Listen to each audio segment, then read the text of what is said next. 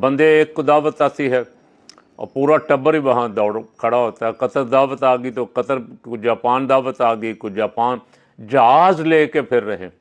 अब चाइना में सदर पाकिस्तान आसिफ जरदारी साहब चाइना तशरीफ़ ले गए तो उन्होंने खातून अव्वल अपनी बेटी को करार दे रखा है। खातून अव्वल का प्रोटोकॉल लेके उनकी बेटी और बेटा दोनों दूसरे जहाज़ में, उसमें भी जा सकते थे, उसमें कोई प्रॉब्लम तो नहीं थी, वो एक ही सीट का जहाज़ तो नहीं होगा। लेकिन पता नहीं उनको पाकिस्तान के सरकारी ख़जाने से, गरीबों की दौलत से इतना प्यार है कि वो चाहते हैं जितनी जल्दी ज़्यादा से ज़्यादा ख़र्च हो सके, और इस कौम का जिसने हमें रिजेक्ट किया है इसका जितनी जल्दी बेड़ा गर्क हो अच्छा है।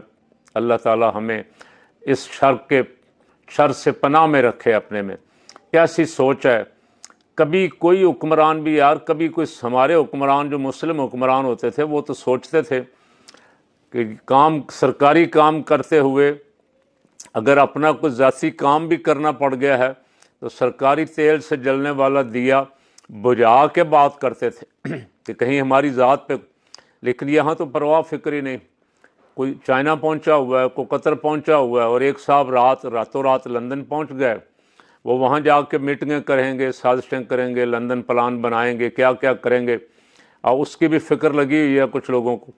तो पाकिस्तान को कहाँ ले जा रहे हो। पाकिस्तान में सैलाब है, पाकिस्तान में कौम सड़कों पे रोटी के लिए को 47 लाख अफराद मुतासर हुए हैं, और आप हज़रात के अल्ले तल्ले ख़त्म होने में नहीं आ रहे।